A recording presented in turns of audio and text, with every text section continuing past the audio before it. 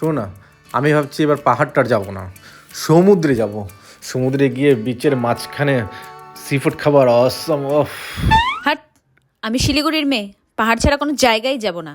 তুমি যাবা তো যাও, পারলে ওখানে থেকেও যাও তুমি। তুমি জানো সমুদ্রে কত সুন্দর সুন্দর খাবার পাওয়া যায়? আমাদের ভেবেই জল চলে আসছে মুখে। ওখানে মোমো পাওয়া যায়? মোমো? ধ্যাৎ। তুমি আমার মোমোকে অপমান করলা। চল, তোমার সাথে ঘুরতেই যাবো না। সমুদ্রে গিয়ে সারাটা দিন তুমি আর আমি বিচের মধ্যে একসাথে হাতে হাত ধরে সারাটা দিন কাটিয়ে দেবো। না, তার থেকে ভালো একটা জিনিস হয়, পাহাড়ে গিয়ে কুয়াশায় ঢাকা পাহাড় দেখতে দেখতে আমি আর তুমি সারাটা দিন কাটিয়ে দেবো।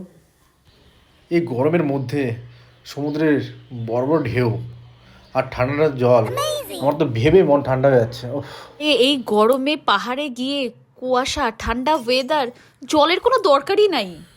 কি যে করি এখন আমি।